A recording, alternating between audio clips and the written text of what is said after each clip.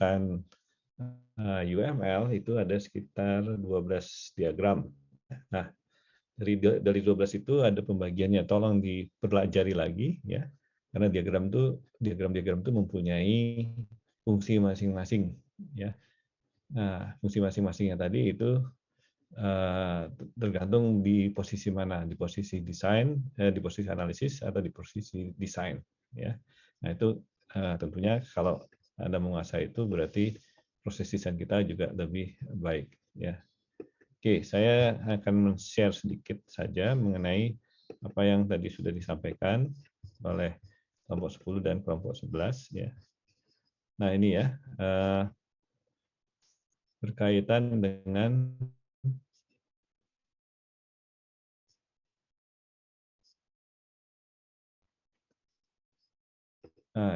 interaction diagram ya. Jadi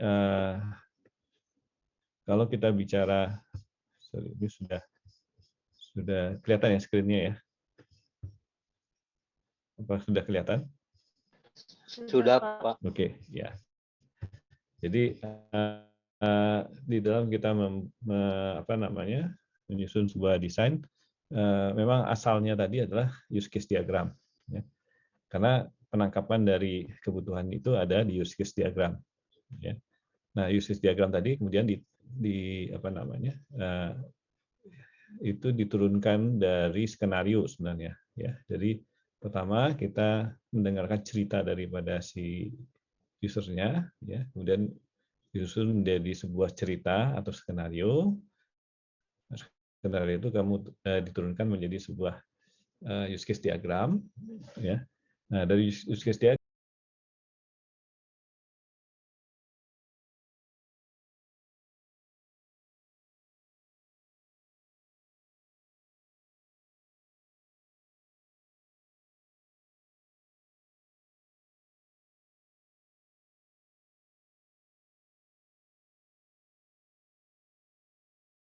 penjelasannya sendiri, ada deskripsinya sendiri. Ya.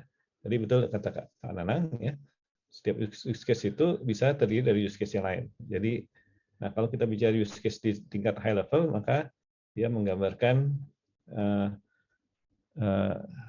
interaksi yang ada di dalamnya. Jadi kita menggambarkan sebuah, misalnya contoh use case yang berkaitan dengan pendaftaran misalnya gitu ya. Pendaftaran itu prosesnya panjang, ada proses pendaftaran itu misalnya ada proses pembayaran, ada proses pencatatan dan sebagainya ya. Nah, itu ada use case lagi. Nah, setiap use case itu bisa digambarkan aktivitinya, ada kegiatannya di dalamnya seperti apa. Karena itu digambarkan sebagai skenario. Maka di situ ada use case itu bisa memiliki activity diagram di dalam use case tadi,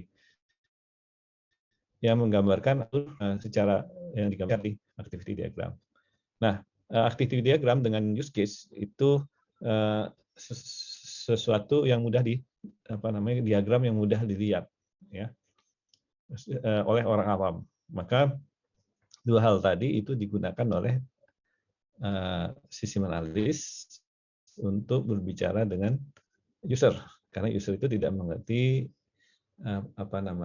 secara teknis mengenai komputer kan, tapi yang dia ngerti adalah kalau gambarnya adalah gambar yang sedikit familiar dilihat oleh mereka, maka gambar itu bisa langsung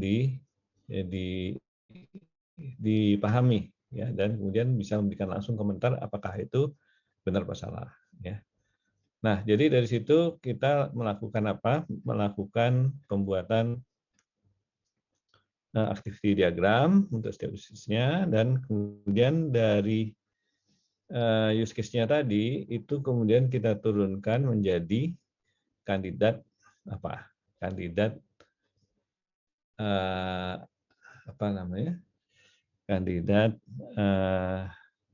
kelas diagram ya. Kemarin kita sudah jadi bagi tadi kita bisa mendapatkan kata-kata disebut kata kerja dan kata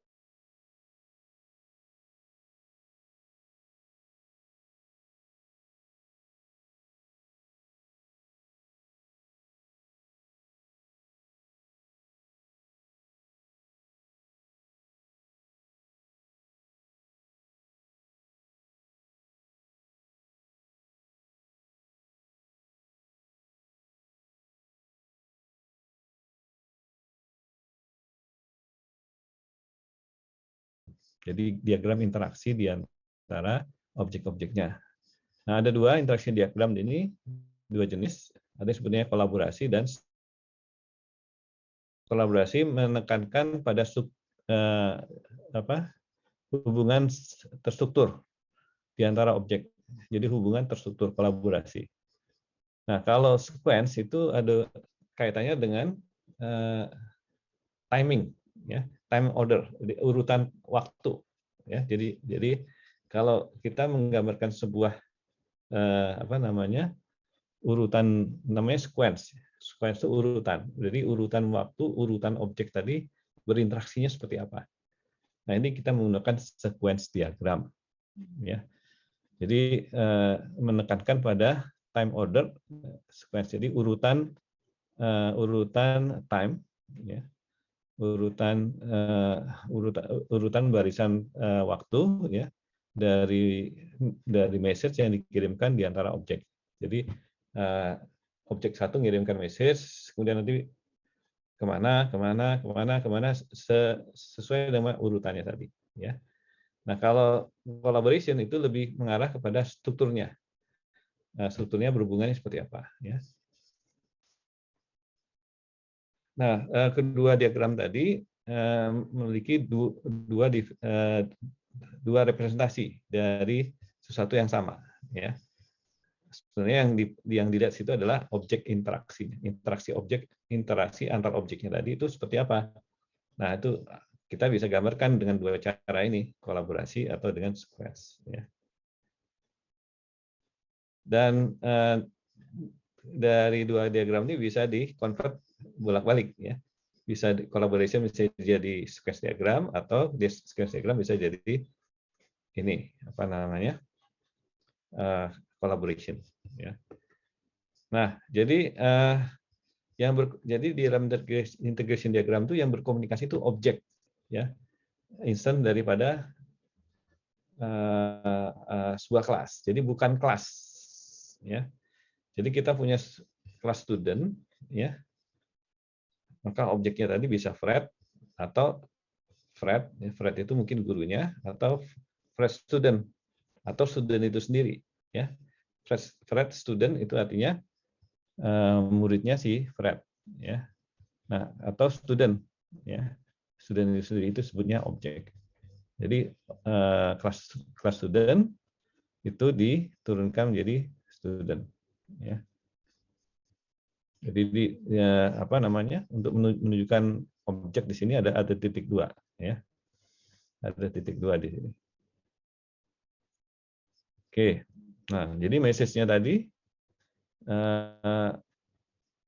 adalah komunikasi di antara dua objek, ya, yang menjadi hasil dari beberapa aktivitas, ya.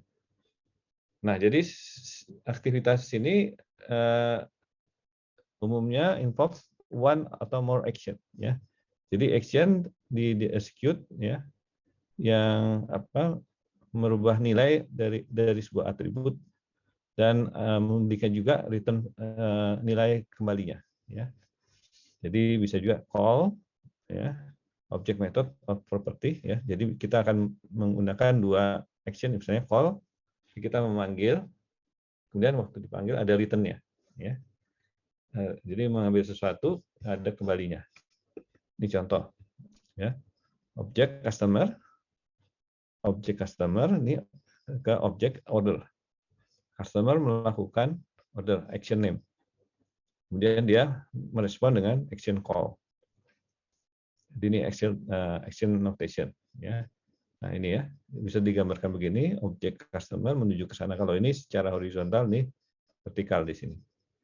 Nah, kalau return notation-nya di sini adalah pakai garis putus-putus, ya. Kalau ini garis waktu dia call, garisnya ke sana. Kalau di sini garis putus-putus. Nah, kita menunjukkan di dalam ini ada garis putus-putus ini sebagai alurnya, ya. Sebagai bagian daripada objek ini, ya. Nah, ini, ya. Order, ada shipper. Jadi order tadi dikirim, ya.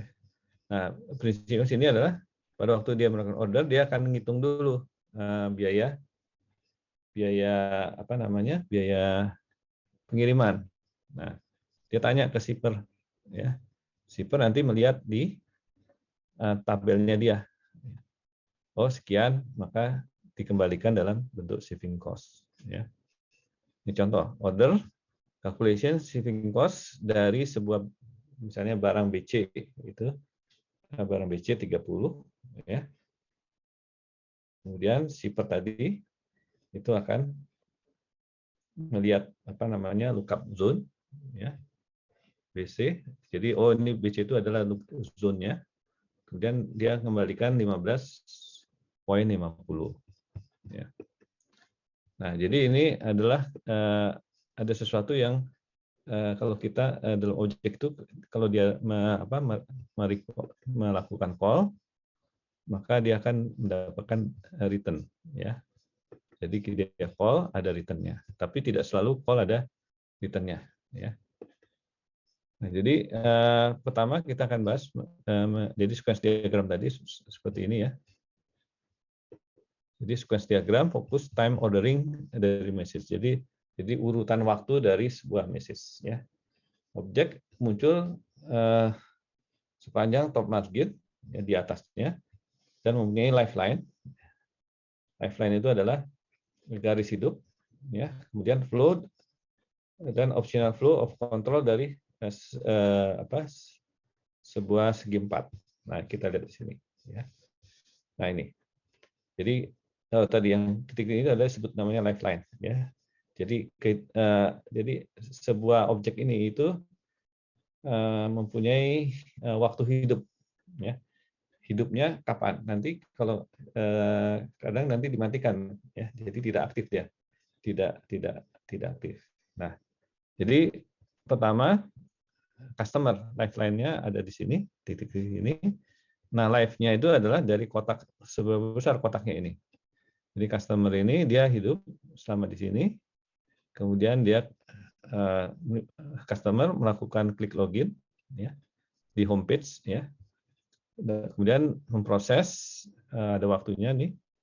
Kemudian display login, masuk ke login page. Login page tadi itu memberikan tampilan ke customer, ya. Nah, dari customer itu masukkan user ID di sini. Nah, waktu user ID diberikan, dia validate.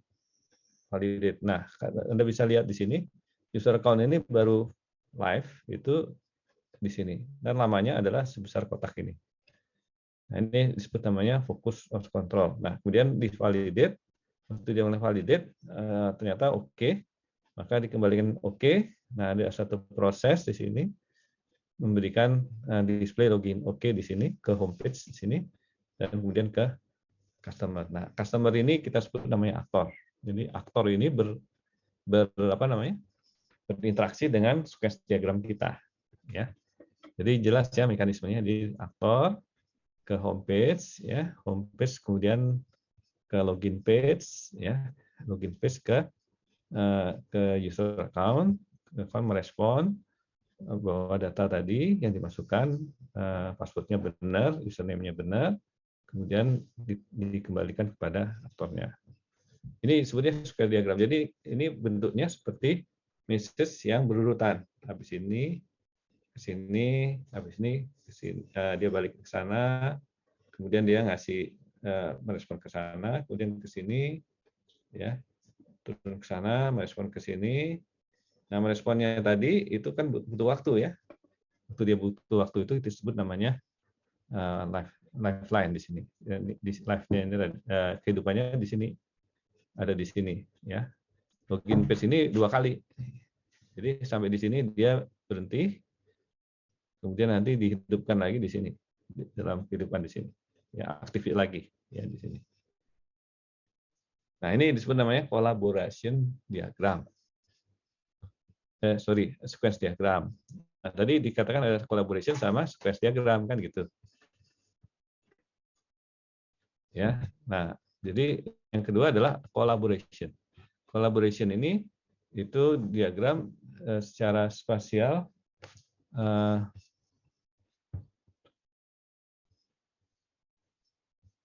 diagram skala spasial itu apa namanya? Bukan apa spasial oriented itu bergantung kepada spasial. Ya, spasial itu ruang ya, dengan penekanan hubungan di antara objek saja. Jadi yang ditekankan objeknya. Nah, kalau dia mirip seperti urutan ya, tapi tidak menunjukkan lifeline. Dan fokusnya adalah controllingnya. Jadi collaboration sama sequence diagram sebenarnya hampir sama, cuman fokusnya kalau kita ingin lebih detail mengenai urutan daripada message-nya, apa namanya, message-nya sama ya, urutan daripada waktunya. Nah kalau di sini dia cuman lebih sederhana di sini. Jadi customer klik login, direspon oleh homepage, display login ke login login page ya. Kemudian nanti digambarkan dengan urutannya digambar dengan angka di sini, huruf ya, angka 1, 2. Kemudian dia merespon di sini, enter login, oke, sorry dia ke sini, display login page, dia ngecek ke user account-nya, ya, kemudian apa namanya? Oke, di sini dia merespon ke customer. Oke. Ya, jadi sebenarnya sama aja urutannya kelihatan di sini ya. Ini namanya collaboration ya. Jadi collaboration itu ada di dua ini. Jadi sebenarnya dua-duanya ini sebenarnya interaction diagram. Diagram interaksi yang kita mau tinggal pilih mau yang mana ya. Tapi biasanya orang untuk lebih jelasnya menggunakan ini ya, sequence diagram nanti dilengkapi dengan collaboration diagram. Jadi collaboration ini bisa ada bisa enggak gitu ya. Nah, tapi hanya untuk menambah apa namanya penjelasan daripada ini ya. Jadi tapi sebenarnya ini merupakan kelengkapan daripada use case diagram dan class diagram ya. Nah, ini ya. Nah, kemudian di sini kalau kita bicara analisis kelas model di sini, jadi kelas model itu merupakan artefak dari analisis ya. Jadi kelas itu merupakan sebuah bukti dari proses analisis ya. Nah, jadi kita sebuah revise class diagram yang termasuk di dalamnya adalah responsibility dan atribut dari seluruh kelas yang didapatkan dari use case realization ya. Jadi kelas ini memang diturunkan dari use case, merealisasikan use case tadi dalam bentuk kelas diagram.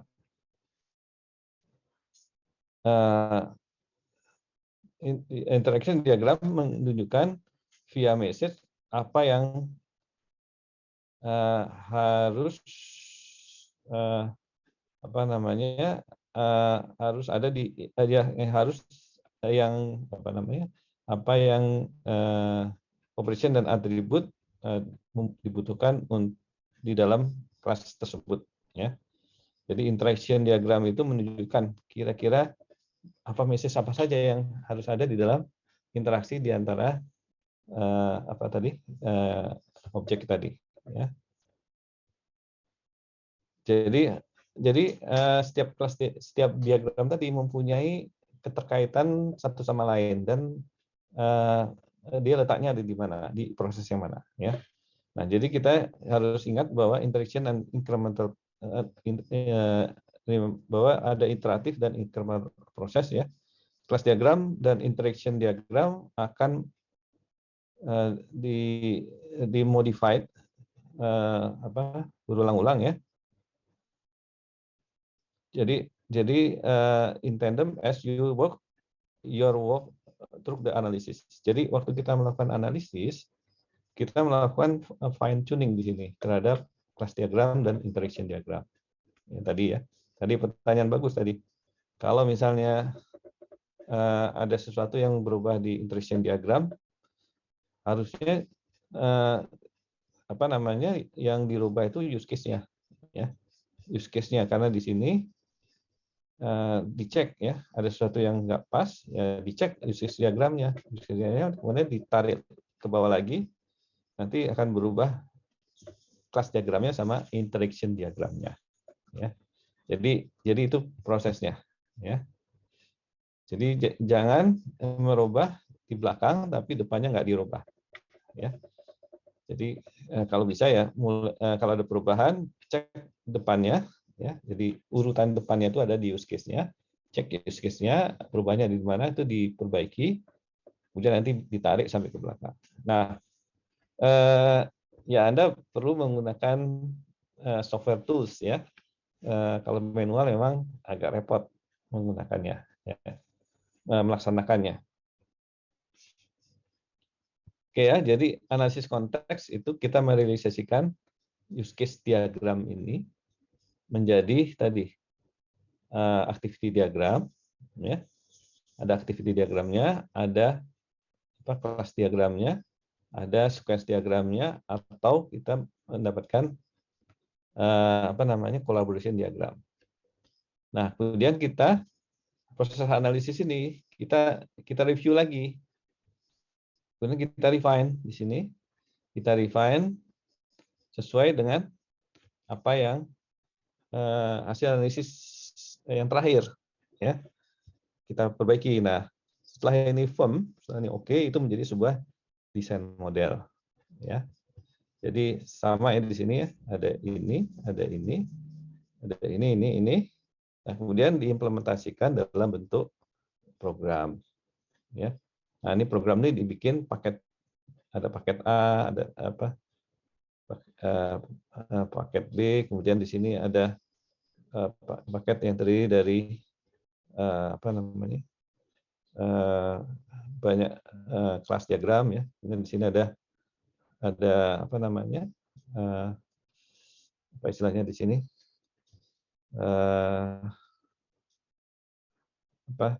sebuah, jadi ini kayak sebuah apa ya istilahnya tuh, library ataukah sebuah istilahnya itu bukan objek ya, tapi di sini dia ada ini seperti kita memiliki sebuah apa namanya, sebuah library atau sebuah apa namanya, modul ya, sorry, ini bisa juga sebagai modul atau sebuah paket ya, yang ada konektornya di sini ya. Nah, jadi kalau secara big picture-nya kita lihat ya, proses analisis itu unified software development di sini memiliki 4 tahap ya. Setiap tahapnya terdiri dari merupakan analisis workflow ya. Nah, jadi ini kayak matriks di sini. Requirement, analysis, design, implementation, dan test. Ini adalah proses SDLC ya. Dan proses SDLC ini ada 8 sampai 8 ya. Ada inception, elaboration, construction, transition ya. Jadi dari requirement tadi itu kita elaborasi, kemudian kita buatkan programnya ya, dan transisi. Nah, kalau kita lihat di sini proses analisisnya, requirement ini apa namanya, dari proses inception, dan inception-nya yang paling besar ini ada di elaboration-nya ya. Nah, di construction itu sudah nggak perlu lagi dibahas, dirubah-rubah lagi di sini. Nah, kalau proses analisis juga masih perlu ya, kita analisis terus jadi hasil dari requirement tadi. Dari proses desain di sini, elaboration dan ini ya, kemudian waktu construction ini ada kemungkinan desain juga akan berubah ya sampai di sini. Nah, transition nggak ada lagi ya. Nah, waktu implementation di sini, konstruksi, waktu kita mengkonstruksinya, memprogrammingnya pasti akan ada pengaruhnya. Nah, tes juga sama, khususnya di sini perubahannya itu butuh effort di sini. Ya. Nah, di sini kita lihat berapa besar kira-kira effortnya, ya. Nah, inception phase di sini ada disebut namanya CRC session, non-phrase analysis, dan create domain model. Ya. Elaboration phase di sini adalah, elaboration phase itu adalah proses use case realization. Kita menganalisis class model. Kemudian construction phase, tahap construction di sini adalah tambahan use case realization untuk apa namanya use case yang kita use case baru, ya, yang ditambahkan dari hasil analisis tadi, ya. Oke. Nah, ini yang kira-kira prosesnya seperti itu, ya. Ada yang mau bertanya mungkin sebelum saya lanjut? Ada? Belum ada, Pak. Belum ada, ya. Oke. Saya lanjut.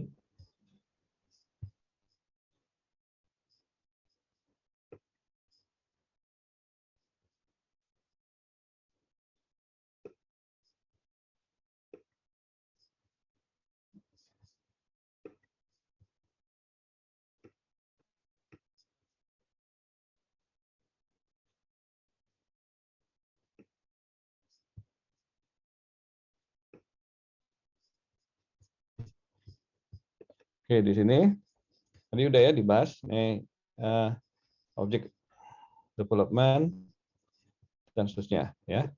Nah, kemudian di sini ada desain workflow, ya. Desain workflow ini adalah sedikit mengulang lagi di sini, ya, software design tadi. Desain workflow di sini kita melakukan analisis workflow. Workflow itu adalah alur dari prosesnya, ya. Jadi workflow itu merupakan bagaimana internal structure dan apa namanya perilaku akan diimplementasikan. Jadi design workflow adalah primary modeling activity dari bagian terakhir dari elaboration dan setengah dari construction phase. Jadi kalau kita lihat sini, ya, dari matriks yang ada di sini, ya, kita lihat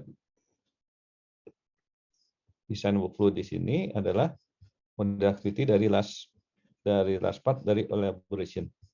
Jadi dari bagian kecil dari elaboration di sini, ya, sudah mau akhir di sini, ya. Nah, jadi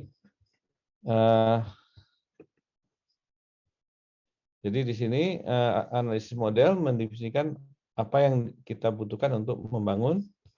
Jadi tidak mendefine bagaimana sistem akan dibuat. Jadi kita melakukan analisis dengan apa yang kita butuhkan untuk membangun. Nah, object oriented menentukan, ya, bagaimana membuatnya, ya. Jadi object oriented merupakan jembatan desain antara analisis dan implementation.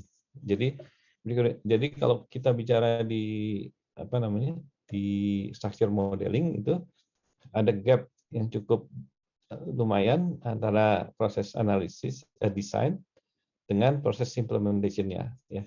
Mungkin agak susah ya membayangkan kalau kita lihat dari urutan-urutan yang ada di structure diagram tadi itu untuk diturunkan menjadi sebuah program, ya. Nah, kalau di sini object oriented ini itu sudah mendekati, ya, sudah hampir ada mendekati jarak antara analisis dan implementation, ya. Jadi di dalam design phase kita akan menambahkan user interface, memberikan spesifikasi storage-nya, menambahkan layer-layer, merevaluasi responsibility dari interaction diagram, menambahkan detail ke kelas diagram, ya. Juga kita mendesain kelas dan re-evaluated atau kita refaktor. Refaktor itu artinya kita factoring lagi proses analisis awal tadi dengan best practice solution dan menggunakan heuristic principle yang disebut namanya pattern tadi. Jadi pola yang tadi itu pattern itu adalah mungkin kita bisa pinjam, bisa kita gunakan untuk mempermudah ya, untuk mempercepatlah proses pengenalan dari beberapa beberapa objek-objek yang tadinya tidak terpikirkan itu ada di sana ya. Jadi sudah pattern itu merupakan sebuah sebuah best practice yang sudah pernah dibuat orang ya. Saya contoh membuat aplikasi accounting gitu ya. Nah, dia punya polanya. Jadi mirip seperti ini gitu. Jadi Anda tinggal ikutin aja, tinggal ngambil-ngambil saja apa yang diperlukan tanpa kita harus mikir susah-susah ya. Menambahkan sesuatu yang mungkin belum terpikirkan sebelumnya gitu ya. Nah, ini dilakukan seperti itu. Nah, jadi proses analisis dan desain itu merupakan satu boundary antara analisis dan desain dapat dia lepas ataupun bukan ada gap ya, ataukah dia overlap. Nah, jadi analisis dan desain tadi itu bisa merupakan sebuah hal yang terpisah ya, ataukah dia ada bagian yang overlap ya. Nah, jadi ada beberapa software proses ya menggabungkan keduanya ya. Jadi di merge ya.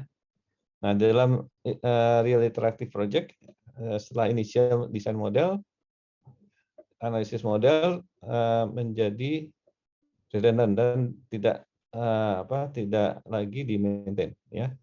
Kalau kita punya software project di bawah 200 kelas ya, desain model menjadi kecil, cukup kecil ya untuk bisa kita pahami ya. Nah, kalau lebih dari 200 itu akan rumit ya. Jadi disarankan tidak boleh lebih dari 200 karena keterbatasan manusia untuk memahaminya. Contoh kalau misalnya di structure design itu levelnya itu maksimal sampai 7 ya. Sampai 7. Jadi turunkan sampai 7 layer ya. Kalau sampai 7 layer itu selebihnya itu diusahakan di atas 7 layer ya. Kalau bisa jangan sampai 7 layer ya, sampai di layer tengah saja karena kan semakin banyak layernya itu semakin kompleks dan semakin rumit ya. Jadi semakin detail ya. Nah, jadi desain sistem take place dalam 2 level ya. Pertama sistem desain disebut namanya arsitektur desain ya. Concern dengan arsitekturnya, yang kita pikir arsitekturnya. Yang kedua adalah detail design, yaitu disebutnya class design ya. Concernnya dengan designing individu komponen untuk jadi kita fokusnya ke membuat komponen-komponen untuk memenuhi tadi ya arsitektur tadi ya. Jadi secara detail itu kita baca disampaikan dalam bentuk detail design ya. Nah, kemudian ada yang disebut namanya software arsitektur ya. Software arsitektur adalah bagaimana kita men-share pemahaman dari sistem desain oleh developer di dalam sebuah proyek ya. Jadi umumnya kita share jadi sebuah arsitek tadi itu adalah sebuah pemahaman bersama bahwa software yang mau dibangun itu bentuknya seperti ini gitu ya. Nah, jadi supaya nanti tidak mempunyai ide-ide karena kan software itu sebuah pekerjaan kreatif ya. Nah, ide-idenya tadi itu bisa diselaraskan atau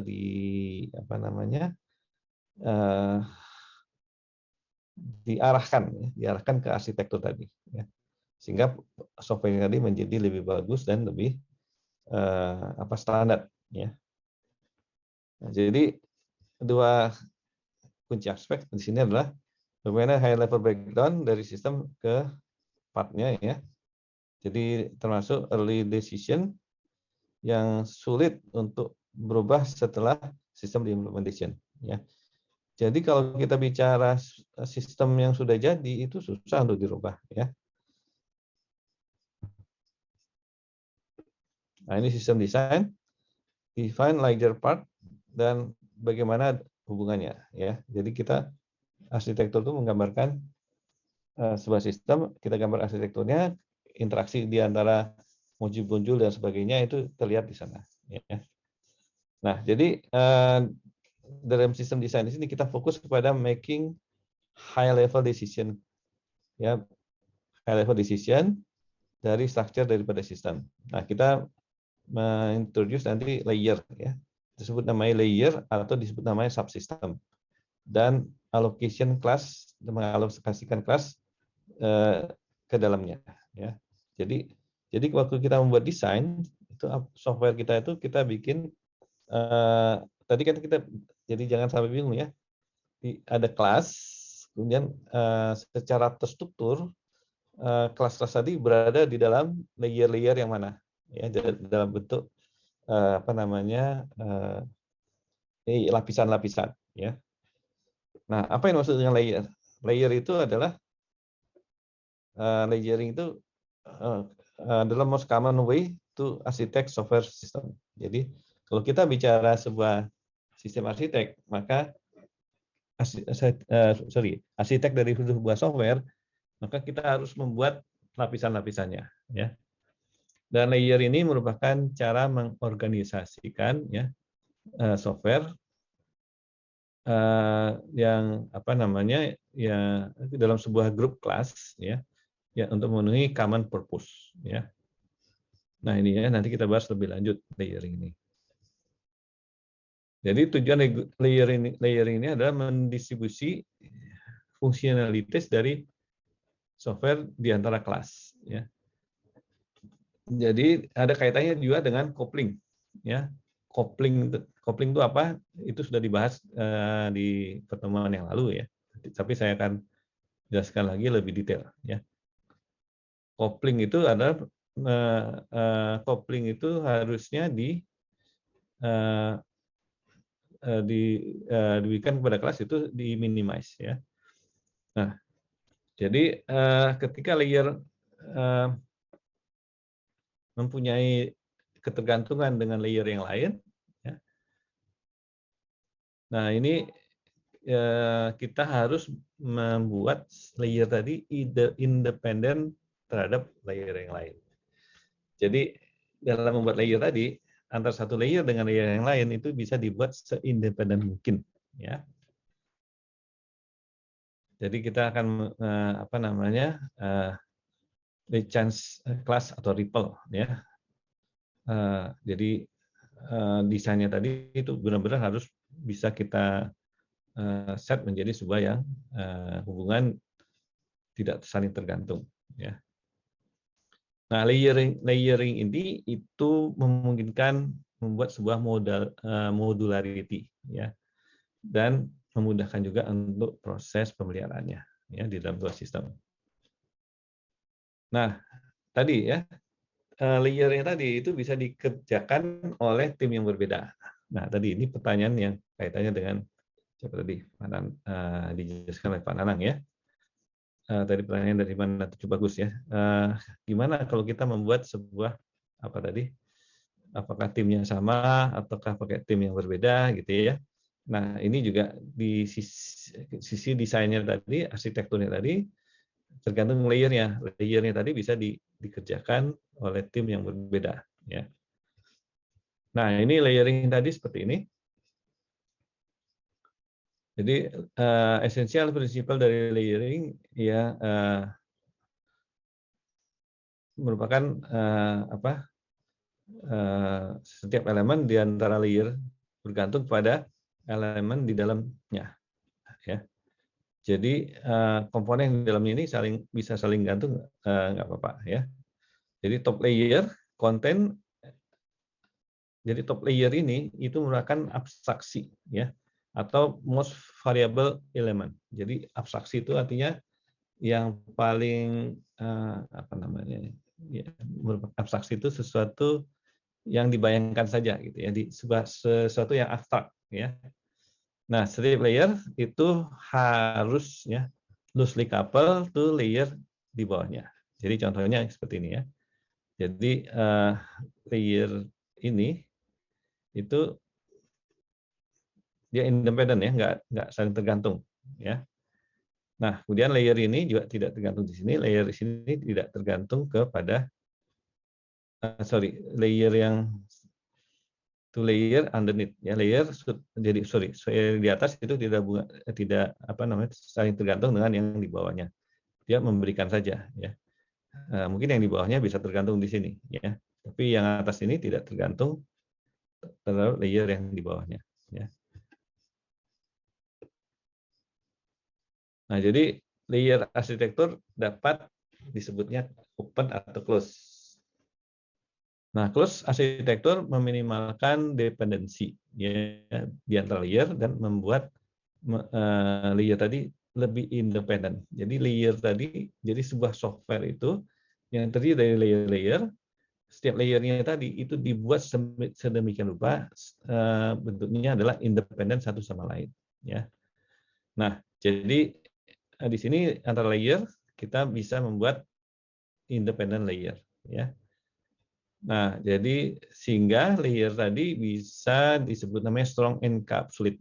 Maksudnya layer itu benar-benar terbungkus dengan rapi, tidak bisa apa namanya tidak bisa diganggu oleh layer yang lain. Ya. Nah ini ya, open architecture itu lebih efisien, ya, tetapi sulit untuk di-maintain ya, keterkaitan dengan peningkatan dependensi ya. Secara teoritis closed layer ya, arsitektur adalah the best, but open layer itu lebih mudah dibuat. Jadi contohnya ini ya, open layer ini lebih mudah dibuat. Jadi kalau kita punya abstraksi di sini, dia berhubungan sini. Ini juga sama ya. Layer di sini disebut namanya open ya. Kalau close di sini dia berurutan, ini ke sini, ini ke sini, ini ke sini. Nah, menurut secara teoritis ya, close layer adalah yang terbaik ya. Yang terbaik. Ini yang terbagus ya, karena dia tidak ada ketergantungan apa namanya? Istilahnya apa namanya? Dia tertutup ya, ini tidak saling ketergantungannya hanya bawahnya ke atas saja ya. Kalau ini dia apa namanya? Open layer ini adalah lebih mudah untuk dibuat ya. Nah, ini ya. Jadi layer arsitektur itu bisa juga dalam bentuk seperti ini ya. Kita bagi sebuah aplikasi itu ada presentasinya, bisnis logiknya, data akses. Data akses itu kaitan dengan database. Ini kita menggunakan 3 layer ya, 3 layer. Kemudian ada yang 4 layer sini, presentation, application, domain, dan data access ya. Atau bisa juga pakai MVC ya. Pakai model view control model ya. Jadi kita bagi kode kita itu dalam bentuk 3 ini ya, 3 layer ini ya. Atau BCE ya. Boundary Control Entity ya. Nah, ini layer-layer ini itu mempermudah kita di dalam programming dan itu bisa dikerjakan oleh berbeda-beda. Misalnya contoh view, contoh ya kita pakai MVC di sini, view bisa dikerjakan oleh siapa orang lain ya. Nanti kontrol itu adalah yang mengontrol proses ya atau logiknya. Maka orang-orang yang tadi programmer yang lebih jagoan di logiknya ya bekerja di situ. Kemudian di model itu orang-orang yang lebih jago di database misalnya gitu. Itu membuat modelnya. Dan masing-masing bekerja sendiri sesuai dengan spesifikasi masing-masing, tinggal nanti merangkainya saja gitu ya. Oke ya, jadi ini terawal kalau saya akan membahas mengenai layering tadi ya, melengkapi apa yang sudah dibahas oleh grup 10 dan 11 ya. Mungkin ada pertanyaan sampai di sini?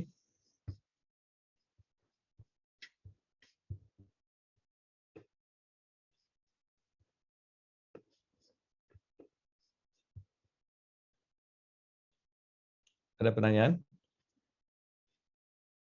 Belum ada, Pak. Oke, Cukup jelas, Pak. cukup jelas ya. Oke. Ya, mungkin dari experience mungkin sudah bisa dipahami kira-kira layering itu seperti apa ya. Nanti kita bahas lebih dalam lagi di minggu depan sambil kita closing daripada kuliah kita pada semester ini ya. Baik, terima kasih sudah hadir dalam kuliah kita pada malam hari ini ya. Saya kira mungkin tugas ya yang kemarin sudah saya sampaikan 2 minggu yang lalu itu setiap pertemuan dilengkapi ya, nanti saya buatkan linknya. Nah, hari ini kita bahas mengenai sequence diagram sama collaboration diagram ya, kalau bisa dilengkapi dengan itu ya tugas-tugasnya, sehingga Anda berlatih ya. Jadi kalau Anda tidak mengerjakan tugas, Anda tidak berlatih ya nanti di dalam peperangan sesungguhnya atau pertandingan sesungguhnya pasti Anda akan kesulitan karena apa? Tidak terlatih. Gitu ya. Saya kira demikian. Sampai ketemu minggu depan. Semoga baik. Ya, kenapa? Jadi yang tugas yang di e-learning itu yang untuk pertemuan sekarang itu tinggal nambahin kolaborasi sama sequence diagram dari kelas diagram kemarin ya, Pak? Ya, diterusin aja. Oh iya. Ya. Baik, Pak. Jadi sambil latihan gimana nuruninnya gitu ya. Mungkin kalau yang sudah pernah mengerjakan ya mungkin secara teoritis bisa ngikutin gitu ya. Biasanya kalau kita di kantor kan belajarnya lebih sepotong-sepotong gitu ya. Kalau dalam teoritis kan lengkap itu ya. Teoritisnya ada prakteknya mungkin di praktikum seharusnya ya. Tapi kalau Anda sudah praktek di lapangan gitu ya, tinggal membandingkan dengan teori-teori dengan apa yang kita kerjakan di selama ini ya. Jadi kalau kuliah itu biasanya itu kita sudah bekerja, sudah pernah menggunakan kita sudah bekerja di bidang itu ya. Cuman kita tahunya lebih ke arah prakteknya. Nah, waktu kuliah biasanya saya waktu kuliah itu membanding-bandingkan kira-kira apa yang saya sudah lakukan dengan teorinya. Oh iya, ternyata teorinya begini gitu ya. Nah, itu mungkin pengalaman bagi yang sudah bekerja ya. Saya kira demikian ya. Ada lagi Baik, Pak. Ya. Ada lagi yang bisa yang ditanyakan? Cukup ya. Kalau gitu kalau nggak ditanyakan kita tutup aja. Terima kasih. Selamat malam. Assalamualaikum warahmatullahi wabarakatuh. Ya. Sampai ketemu minggu depan. Waalaikumsalam. Makasih, Pak. Waalaikumsalam. Makasih, Pak. Oke. Waalaikumsalam warahmatullahi wabarakatuh. Makasih, Pak Rekan. Ya, sama-sama Pak Nana.